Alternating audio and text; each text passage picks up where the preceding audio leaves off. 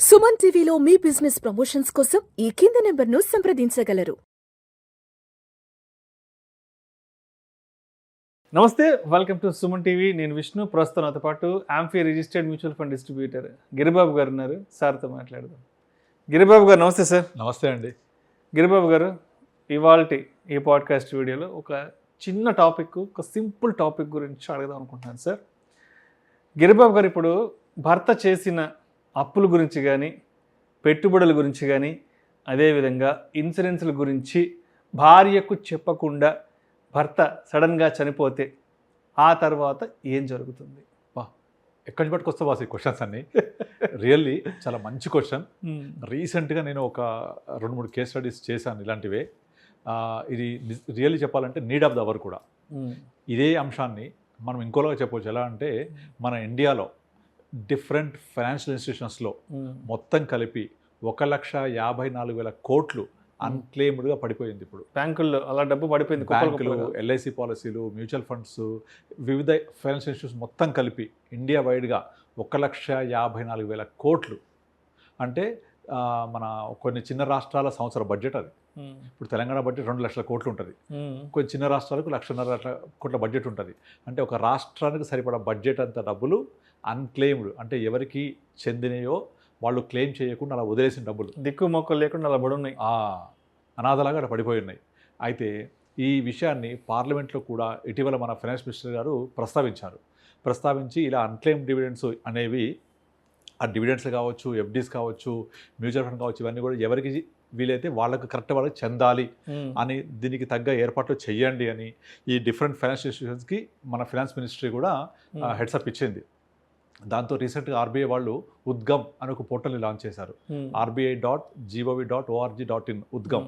ఈ పోర్టల్కి వెళ్తే అందులో దాదాపుగా 30 బ్యాంకుల్ని డైరెక్ట్ లింక్ చేసేసి మన కావాల్సిన వాళ్ళ డేటా ఇచ్చి దాన్ని వ్యాలిడేట్ చేసి మన డబ్బులు ఎక్కడున్నాయని వెతుకోవడానికి అవకాశం దొరుకుతుంది.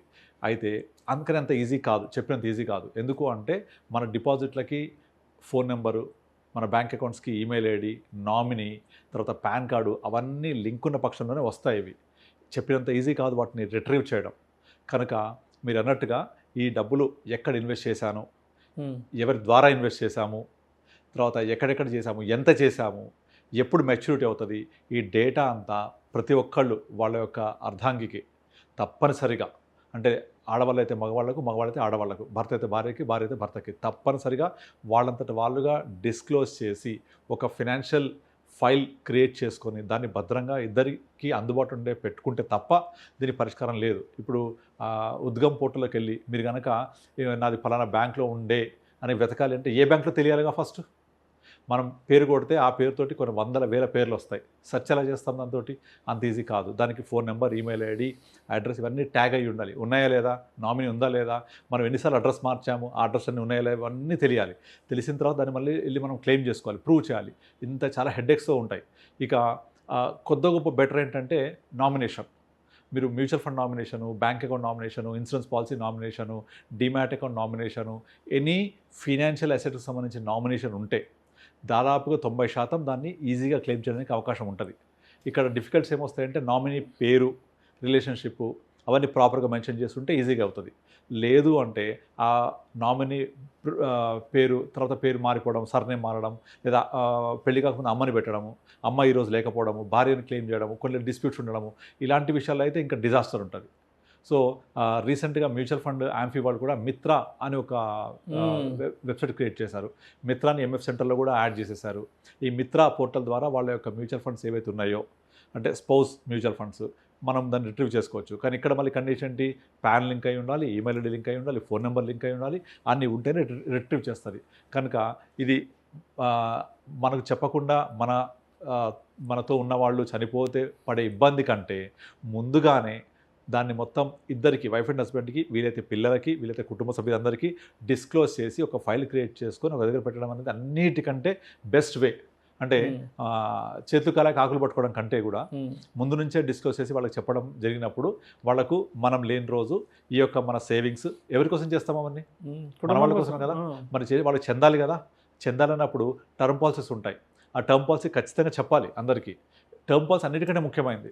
ఎందుకంటే దాని టర్మ్ పాలసీ ఉద్దేశమే నేను లేనప్పుడు నా కుటుంబం రోడ్డున పడకుండా ఉండడానికి, నేను లేనప్పుడు నా కుటుంబం ఆర్థికంగా ఇబ్బంది పడకుండా ఉండడానికి. కనుక టర్మ్ పాలసీ గురించి క్షుణ్ణంగా చెప్పాలి.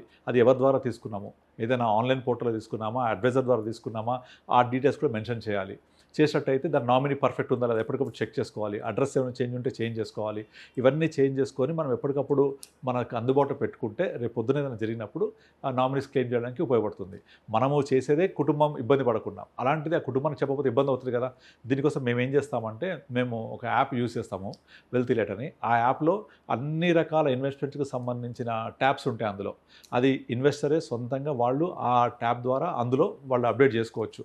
ఎఫ్డీ దగ్గర నుంచి వాళ్ళ ఫిజికల్ అసెట్స్ కూడా, రియల్ ఎస్టేట్ అసెట్స్ కూడా, gold, everything, all kinds of fixed assets, financial assets, insurance policies, demat accounts, తర్వాత ఈక్విటీ ఏముంది అన్నీ కూడా ఈ యాప్లో అప్డేట్ చేసుకొని దాని యాక్సెస్ భార్యకి భర్తకి ఇచ్చుకుంటే వాళ్ళకి ఫింగర్ టిప్స్లో దొరుకుతుందన్నమాట.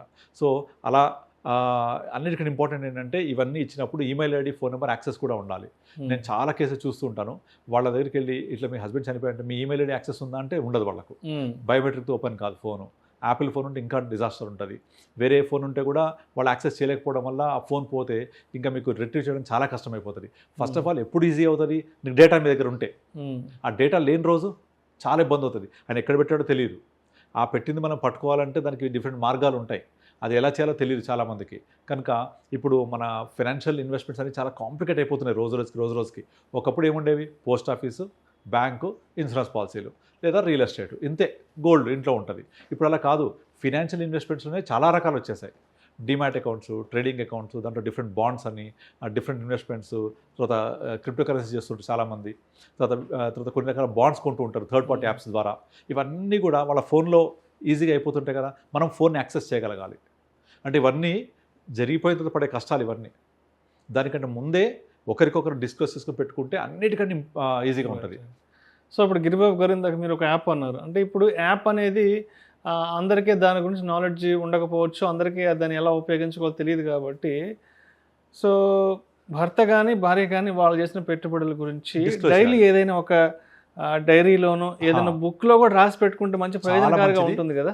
మేము మామూలుగా ఆ ఫిజికల్గా రాసి పెట్టుకుంటే ఇక్కడ మిస్ప్లేస్ అయ్యే అవకాశం ఉంటుందని చెప్పేసి ఏదైతే యాప్ ఉంటుందో మేము ఇచ్చే యాప్ మా ఇన్వెస్టర్స్ అందరికీ, ఆ యాప్ని మొత్తం వైఫ్ మొబైల్లో, తన మొబైల్లో, పిల్లల మొబైల్లో ఇన్స్టాల్ చేయడానికి యాక్సెస్గా అనువుగా ఉంటుందన్నమాట.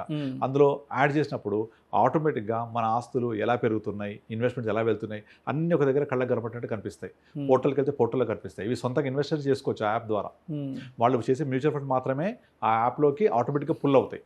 Other than mutual funds everything can be added by himself. భర్త లేక భార్య యాడ్ చేయడం వల్ల వాళ్ళకు మొత్తం అంతా కూడా వాళ్ళ యొక్క ఫైనాన్షియల్ పిక్చర్ అంతా క్లియర్ కనిపిస్తుంది.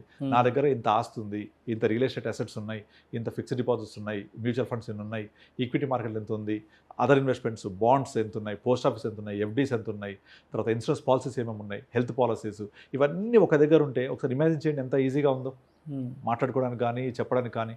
ఇవి కనుక లేకపోతే దాన్ని పట్టుకోవడం అంత ఈజీ కాదు. అండ్ ఇదంతా అట్లీస్ట్ 2020 తర్వాత అందరికీ email ID, phone number, nominee SEBI mandatory చేసేసింది.